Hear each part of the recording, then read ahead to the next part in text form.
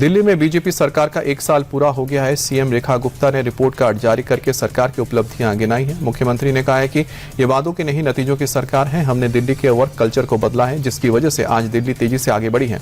हम सबका साथ सबका विकास मंत्र पर काम करते हैं। दिल्ली में कोई भूखा ना सोए, इसलिए सरकार ने अटल कैंटीन शुरू की है।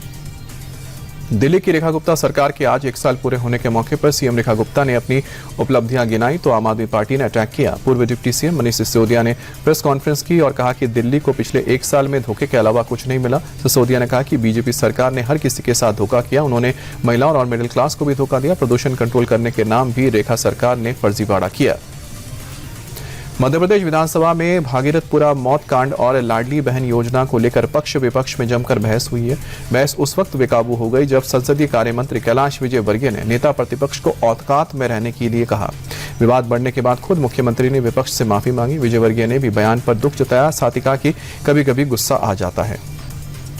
यूपी के सीएम योगी आदित्यनाथ जन सुनवाई में जिला स्तर पर हो रही ढिलाई से नाराज हैं। ऐसे में जनता दर्शन कार्यक्रम को लेकर बड़ा फैसला किया गया है।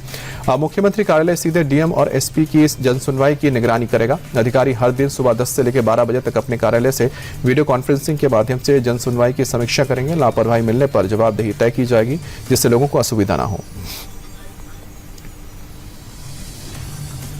यूपी की योगी सरकार ने अधिकारियों के मनमानी पर नकेल कसने की तैयारी शुरू कर दी है। सरकार अब संवाद सेतु ऐप बनाने जा रही है। इस ऐप के जरिए जनप्रतिनिधियों और अफसरों के बीच संवाद स्थापित किया जाएगा। अब से अधिकारियों को विधायकों और जनप्रतिनिधियों का फोन उठाना जरूरी होगा और किसी कारणवश फोन नहीं उठा पाते हैं तो 10 मिनट के भीतर कॉल बैक करना होगा। अगर ऐसा नहीं किया जाता है तो फिर इसका अलर्ट कमांड तक जाएगा। नेता प्रतिपक्ष और कांग्रेस के सांसद राहुल गांधी ने आज यूपी के सुल्तानपुर कोर्ट में पेश होकर अपना बयान दर्ज कराया। आपको बता दें कि पिछली बार सुनवाई के दौरान राहुल पेश नहीं हुए थे। कोर्ट ने उन्हें पेशी का आखिरी मौका दिया था, जिसके बाद आज वो अदालत के सामने पेश हुए। दरअसल ये मामला करीब 8 साल पुराना है, जब 2018 में कर्नाटक चुनाव में प्रचार के दौरान उन्होंने गृह मंत्री अमित शाह पर आपत्तिजनक टिप्पणी की। मामले में अगली सुनवाई 9 मार्च को होगी। बिहार विधानसभा में शिक्षा बजट पर चर्चा के दौरान बीजेपी विधायक मैथिली ठाकुर ने लालू यादव के शासनकाल पर जमकर निशाना साधा। मैथिली ने बिहार के पिछले 30 साल के सफर को हस्तिनापुर की कहानी के रूप में सुनवाई।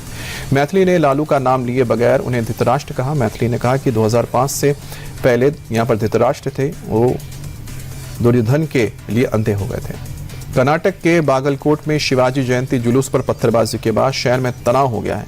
गुस्साए हिंदू कार्यकर्ताओं ने मस्जिद के पास खड़े ठेलों को आग के हवाले कर दिया, जिसके बाद पुलिस ने बल प्रयोग करके हालात को काबू में किया। तनाव के चलते पूरे इलाके में सुरक्षा के कड़े इंतजाम किए गए हैं। आरोप है कि जुलूस जब वहां से निकल रही थी तब मस्जिद के बाहर डीजे की आवाज का विरोध हुआ और इस बीच किसी शरारती तत्व ने जुलूस के ऊपर चप्पल फेंका, जिससे माहौल बिगड़ गया।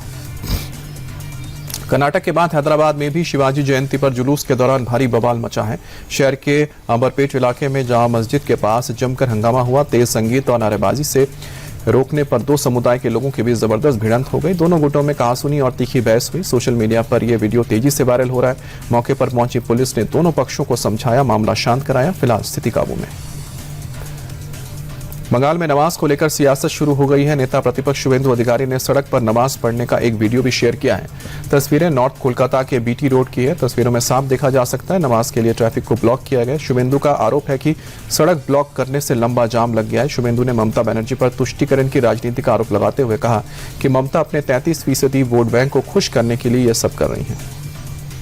उत्तराखंड के जोशीमठ में सरकारी भवन में बिना अनुमति के नमाज अदा करने पर बवाल मच गया है। बिना इजाजत के भवन में नमाज पढ़ने का वीडियो सोशल मीडिया पर तेजी से वायरल हुआ है।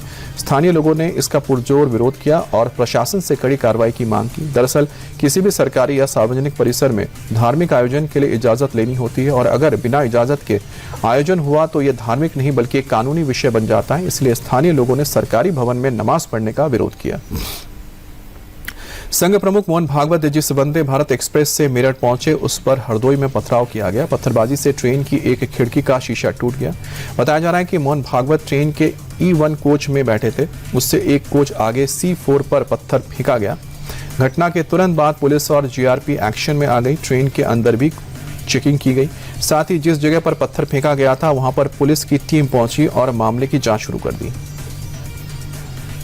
एक्टर रणवीर सिंह को धमकी देने के मामले में बड़ा खुलासा हुआ है। मुंबई पुलिस सूत्रों के मुताबिक रणवीर सिंह से बिश्नोई गैंग ने 10 करोड़ रुपए की मांग की थी और अमेरिकी नंबर से धमकी भरा मैसेज भेजा गया था।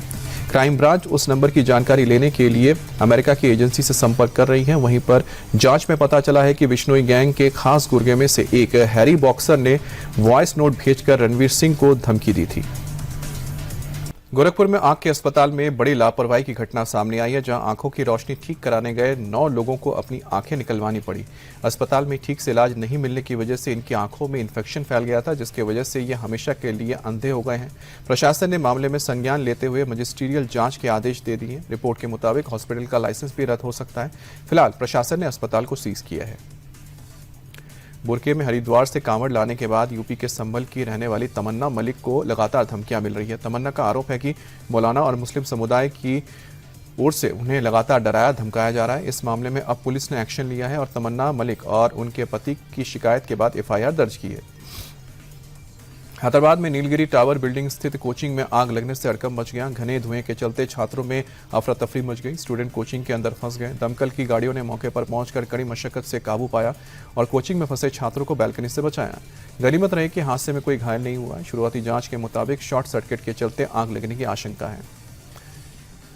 यूपी के उन्नाव में क्रिकेट मैच के दौरान मधुमक्खियों ने हमला कर दिया। हमले में मैच में अंपायरिंग कर रहे मानिक गुप्ता की मौत हो गई। ये हादसा उस वक्त हुआ जब उन्नाव में अंडर 19 क्रिकेट लीग का एक मुकाबला चल रहा था। बुधवार सुबह गंगा घाट कोतवाली क्षेत्र स्थित राहुल सापरू ग्राउंड में कानपुर और लखनऊ के युवा खिलाड़ी निर्धारित मैच के लिए एकत्र हुए थे। अचानक हुए इस हमले में मैदान में अफरा तफरी मच गई। मधुमक्खियों के हमले में करीब 40 लोग घायल हो गए हैं। कानपुर पुलिस ने फर्जी डिग्री का कारोबार करने वाले गिरोह का भंडाफोड़ किया। ये गिरोह पैसे लेकर फर्जी डिग्री बनाने का काम करता था। गिरोह फर्जी मार्कशीट, डिग्री, प्रोविजनल और माइग्रेशन सर्टिफिकेट तैयार करके बेचता था। इसके साथ ही ये हाई स्कूल और इंटरमीडिएट की मार्कशीट भी फर्जी बनाते थे। ये गिरोह का नेटवर्क 9 राज्यों तक फैला हुआ था और 14 यूनिवर्सिटीज से इनका संपर्क था। फिलहाल पुलिस ने 4 आरोपियों को गिरफ्तार किया है। मथुरा में अपराधियों के खिलाफ पुलिस का ताबड़तोड़ एक्शन जारी है। प्रशासन ने गोविंद नगर इलाके में गैंगस्टर योगेश यादव और राजन यादव के खिलाफ सख्त कार्रवाई की है। गैंगस्टर भाइयों की 10 करोड़ की प्रॉपर्टी को जिला मजिस्ट्रेट के आदेश पर जब्त कर लिया गया है। योगेश और राजन पर संगठित गिरोह बनाकर अवैध संपत्ति बनाने का आरोप है। कार्रवाई के दौरान पुलिस टीम ने ढोल नगाड़ों के साथ मौके पर मुनादी कराई और जनता को इस जब्ती की आधिकारिक सूचना दी। यूपी के मेरठ में एक शख्स ने ज्वेलरी पसंद की, पेमेंट किया और फिल्मी स्टाइल में करोड़ों के गहने कोई दूसरा ले गया। दरअसल भगवान बुक डिपो के मालिक और पीड़ित प्रवीण शर्मा का आरोप है कि उन्होंने 1 करोड़ रुपए नकद देकर सोना खरीदा था, लेकिन सराफा व्यापारी ने इतनी बड़ी रकम उनसे लेने के बावजूद वो सोना किसी दूसरे व्यक्ति को दे दिया। घटना के बाद पुलिस सीसीटीवी और कॉल डिटेल खंगाल रही है।